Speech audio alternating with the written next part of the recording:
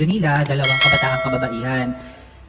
Nabanggit po natin ito last in some privileged speech, Mr. Speaker. Kahapon din nabanggit natin dahil finally ay wala na po sa kamay ng NTF-ELCAC at ng militar ang dalawa. At mismo sa isang press conference organized by NTF-ELCAC, sinabi po ng dalawa na sila ay inabduct. Walang iba kundi ng militar. Would the AFP admit to abducting the two young women, Mr. Speaker?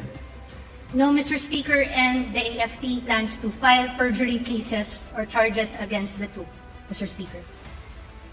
Mr. Speaker, we are so shocked with that kind of response from the AFP. Ano po ang batayan na sampahan ng kaso ang dalawang matapang na kababaihan na inabduct na nga nila at illegal na dinetain sa military camp? Hindi natin alam kung anong tipo ng panlilinlang yung ginawa sa kanila or coercion para mapuwersa sila na pumirma sa affidavit. At ngayon, na matapang nilang isiniwalat ang nangyari sa kanila, Mr. Speaker, sila pa ang sasampahan ng perjury. Ano po ang komento doon ng ating sponsor? Mr. Speaker, there are witnesses who were there during the signing of said affidavit, not only of voluntary surrender as well as the signing of said affidavit. The PAO lawyers were there, the stepfather of one of the ladies were there, and they were even asked if they were coerced into signing by her stepfather, and she denied being coerced, Mr. Speaker. Mr. Speaker, sa aktual na insidente, early September, meron pong mga kababayan natin na nakawitness ng pagdukot.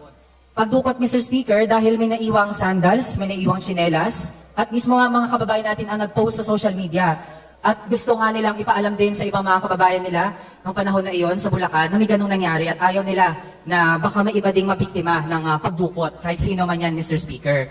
And now, how can we expect such an affidavit to really bear weight, lalo na kung nangyari po ang pagpirma sa affidavit sa isang setting kung saan ang mga kababaihan na ito, mga kabataang kababaihan, ay nasa isang sitwasyon na vulnerable po sila. Nasa lugar sila ng kung sino man yung nag-abduct mismo sa kanila, Mr. Speaker. Ano po ang komento doon ng sponsor?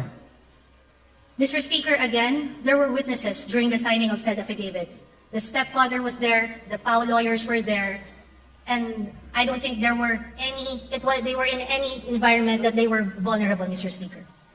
Mr. Speaker, hindi ba yun isang unfair na situation? Dahil nga, kinuli sila, tapos ang una pa pong kwento na gustong palabasin ng NTF-ELCAC at ng militar ay mga rebel surrendery di umano yung dalawa.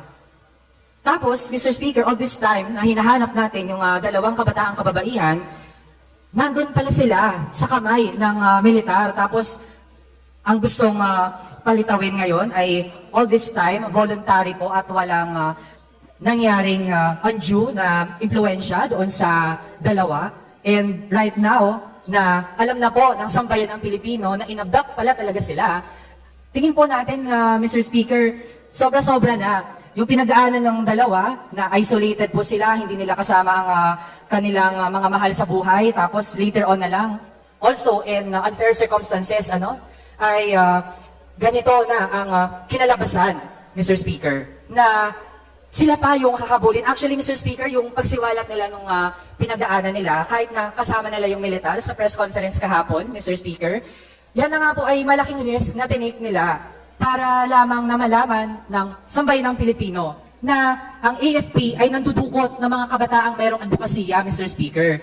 Ang dalawang kabataang kababaihan na ito, ang nais lamang nila ay maprotektahan ang mga komunidad na maaapektuhan ng mga reclamation activities sa Manila Bay.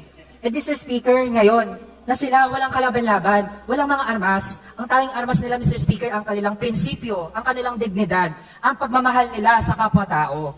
Tapos ngayon, pinaratangan sila, gustong palabasin ng mga rebel surrenderies. And right now, that they spoke the truth. They were brave enough to do that. At actually nga, kahit nawala na po sila sa kamay ng militar, di natin alam kung ano din yung threat sa kanila. Dahil po sa dinami-dami ng mga pinalabas na mga rebel surrenderies, ngayon po, meron ng matapang na nagsalita. Mr. Speaker, ano po ang komento ng sponsor? Mr. Speaker, they were labeled as voluntary surrenderies because they said they voluntarily surrendered. Again, there were witnesses, Mr. Speaker. They made a sworn statement, which of course, if you made a sworn statement, and you recanted, Mr. Speaker, you will be subjected to perjury charges if needed. You know, Mr. Speaker, the DND, the AFP, has always believed that honesty is the currency of leadership, Mr. Speaker. It is most critical today that the truth prevails because mistrust seems to have been the default mode or reaction, Mr. Speaker. So therefore, we stand with our Philippine Army, Mr. Speaker. Mr. Speaker, grabe naman po ang militar sa mga biktima. Mr. Speaker, mga biktima na po ito. Tapos, sila pa ngayon ang papalabasin natin na masama. Mr. Speaker, hindi ba kapag ang mga biktima sa situation na sila ay nasa risk at meron po silang sinabi,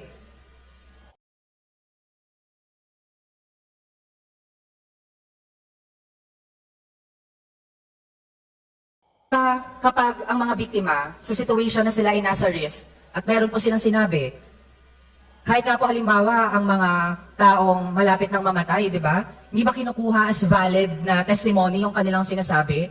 Mr. Speaker, taking that as an analogy, ganun po ang nangyari kahapon sa press conference. Kung wala pong mali, Mr. Speaker, they were bakit not- tinake down ng NTF-ELCAC ang video ng press conference right after na nag-admit ang dalawang kababaihan na inabduct sila ng militar? Ano po ang paliwanag? Bakit tinake down ang video ng press conference na live na nangyayari? Well, Mr. Speaker, the NTF-ELCAC is not within this department, Mr. Speaker. But if you are talking about taking down of videos, I believe it is all over social media. So there is no taking down of any videos. Mr. Speaker, that is a lie. Mr. Speaker, marami pong nag-abang sa press conference dahil nga gusto nilang malaman mula mismo sa bibig ng dalawa kung ano ang kanilang sasabihin. Kung sila ay bibigay doon sa label sa kanila ng NTF-ELCAC na sila ay mga rebel surrenderies o sasabihin nila ang katotohanan. And they chose the second, Mr. Speaker. At marami pong nakakita na nasa social media ang press conference at kailangan din po itong masagot ng ating sponsor, Mr. Speaker, kasi katabi po, literally, katabi ng dalawa ay isang military personnel na nung nagsasalita na po ang ating mga kapwa-kabataan na sila ay inabduct. Sinubukan pa po ng militar na gumawa pa ng panibagong kwento na okay, kung inabduct kayo, baka ibang tao yung nag-abduct.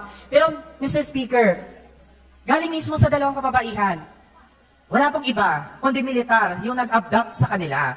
At matapos po nilang sabihin yon, tinake down ang live stream ng press conference. Kaya Mr. Speaker, malinaw na merong tinatago dito ang militar natin. Kasapakat ang NTF-ELCAC. Mr. Speaker, the DND or the AFP was not the one who made the press conference. So it is a Pero lie. sila po ang It is not nag-abduct, correct to Mr. say that we Speaker. are lying, that we did not take down the video because we have not taken down any video, Mr. Speaker.